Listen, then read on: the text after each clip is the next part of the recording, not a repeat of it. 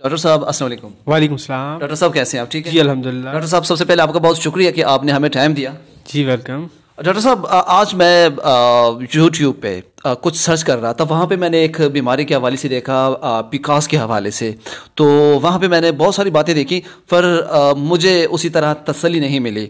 और उसके बाद मैंने सोचा कि मैं डॉक्टर साहब से जो है वो इस बीमारी के हवाले से जो है वो कुछ बातें करना चाहूँगा, वीडियोज़ बनाऊँगा, ताकि हमारे जितने भी व्यूवर्स हैं उसको पता चले कि पिकास है क्या।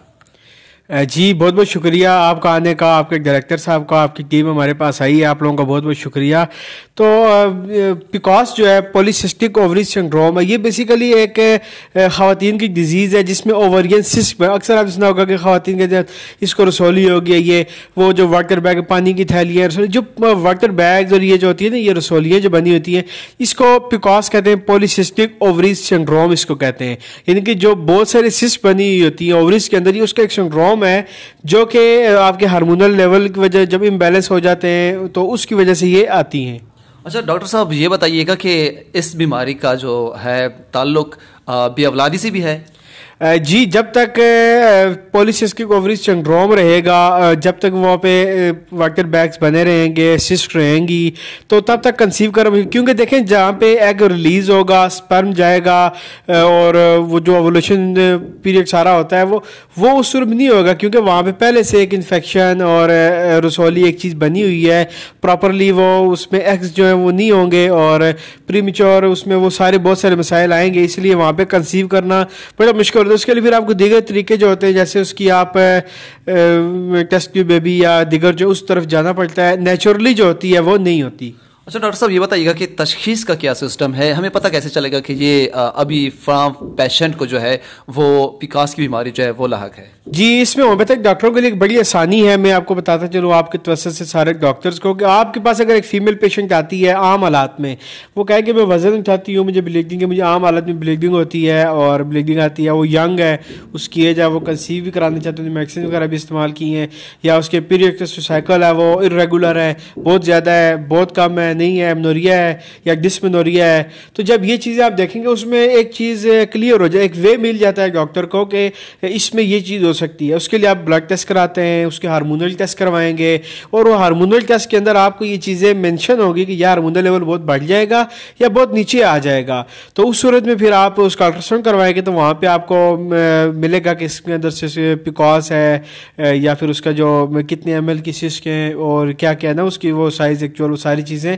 फिर अल्ट्रासाउंड में भी आ जाती हैं। तो इस तरह जब अगर पहले डॉक्टर तशखीस कर ले, बता दे कि आपको ये हो सकता है, मरीज़ को बता के भेजे अल्ट्रासाउंड के लिए, जब वो निकलते हैं एक तो मरीज़ का यकीन बन जाता है कि यार डॉक्टर साहब मेरी बीमारी तक पहुंच चुके हैं, डॉक्टर को मेरी बीमारी की समझ आ गई है, और फिर वो प्रॉपर ट्रीटमेंट जब करती है, महीने के में जब मरीज़ ठीक होती है, आपको बहुत सारी दवाएं मिलती हैं। अच्छा डॉक्टर साहब, ये बताइएगा कि आपके पास पिकास की जो पेशेंट्स हैं वो कितनी आई हैं, और उनमें से कितनी % या कितनी जो मरीज़ हैं वो ठीक हो चुकी हैं? जी, शुरू में तो हम इसका बहुत सारा डेटा रखते होते थे कि कितने किस बीमारी के कितने मरीज हैं। अब अल्लाह का शुक्र है कि मुझे इतना पता है कि मेरे पास जितने भी पेशेंट आए हैं, कोई ऐसी पेशेंट नहीं थी जो पिकॉस में या और ओवरियन सिस्ट में या इस तरह किसी डिजीज़ में, अमनोरिया डिस्मेनोरिया में आई हो और वो केस हमसे की और ना हुआ हो।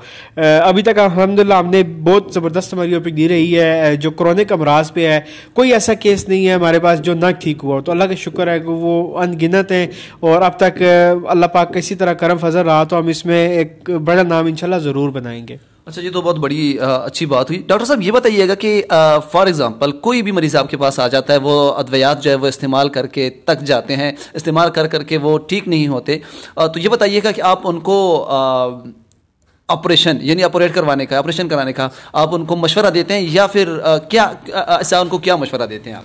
जी देखिए, हमारे पास जब केस आता है उसको डॉक्टर मशवरा दे देता है कि तुम ऑपरेट करो, फिर वो हमारे पास आते हैं। तो अल्लाह का शुक्र है कि फिर हमें ना उसके लिए किसी चीज़ की ज़रूरत नहीं पड़ती है, और वो केसेस जो वो वक्त से पहले क्योर हो जाते हैं। और कोई भी ऐसा केस मुझे नहीं है कि जो मेरे पास सिस्ट का आया हो, उसकी सिस्ट डिज़ोल्व ना हुई हो, वो जिस्म के अंदर दोबारा ना गई हो। इवन कि मेरे पास एक बच्चे का केस चल रहा है, बिल्कुल यंग है, और उसके अंदर उसके जो मोरे हैं बैक, उसको वहाँ पर सिस्ट का है, वो रसोली बनी हुई है, और डॉक्टर ने कहा है कि ये नहीं नहीं ख़त्म होगी तो हमने कहा आप आए, हम 3-4 माह लगेंगे ये ख़त्म, क्योंकि वो उम्रों के अंदर है। तो ख़वातीन का कोई ऐसा केस नहीं है जो हमारे पास आया हो और वो ठीक ना हुआ हो। अब तो अल्लाह का शुक्र है कि मेरी सिस्टर है, वो चूँकि वो डॉक्टरी कर रही थी तो वो अब उनको इसी शोबे में लेकर गए कि वो होम्योपैथी में, गायनेकोलॉजी में, हम वाक कैंट में इंशाल्लाह एक सेपरेट सेटअप शुरू करने लगे हैं कि जो सिर्फ ख़वातीन के अमराज पर है, होम्योपैथिक गायनेकोलॉजिस्ट जो कि सिर्फ गायनी के डिजीज़ को देखेंगी।